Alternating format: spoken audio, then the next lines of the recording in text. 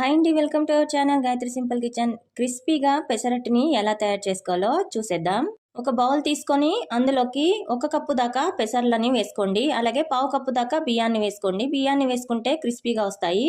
ఇలా 1 లేదా 2 సార్లు బాగా వాష్ చేసేసుకొని మునిగేంత వరకు నీళ్లు వేసుకొని ఇలా మూత పెట్టేసి ఒక 5 నుంచి 6 గంటల సేపు నాననివ్వండి. ఇక్కడ నేను ఓవర్ నైట్ నానబెడుతున్నాను.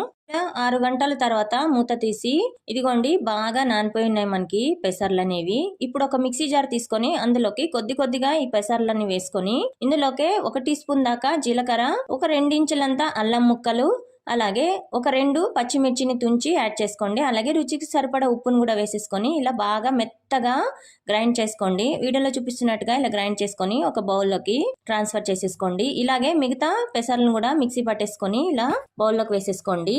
ఇదిగోండి వీడియోలో చూపిస్తున్నట్టుగా ఈ కన్సిస్టెంట్ లో ఉండాలి పిండి. ఇప్పుడు స్టవ్ ఆన్ చేసుకొని ప్యాన్ పెట్టుకొని కొద్దిగా నీళ్ళని స్ప్రింకల్ చేసేసుకొని పెనం బాగా వేడెక్కాక మంటని లో ఫ్లేమ్ లో పెట్టి ఇలా పెసరట్టు పిండిని వేసేసుకొని ఇలా పెనం అంతా బాగా స్ప్రెడ్ చేసేసుకోవాలి. ఇలా పల్చగా స్ప్రెడ్ చేసేసుకోండి. ఫ్లేమ్ ని లో ఫ్లేమ్ లో పెట్టుకొని ఇలా సన్నగా కట్ చేసుకున్న ఉల్లిపాయ ముక్కలను కూడా స్ప్రెడ్ చేసుకొని 1/2 టీ స్పూన్ దాకా నూనెను కూడా ఇలా చుట్టూ స్ప్రెడ్ చేసేసుకోండి.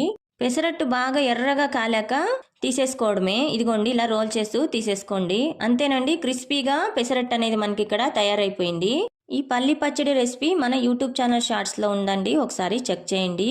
Thank you for watching. Please like, share, subscribe.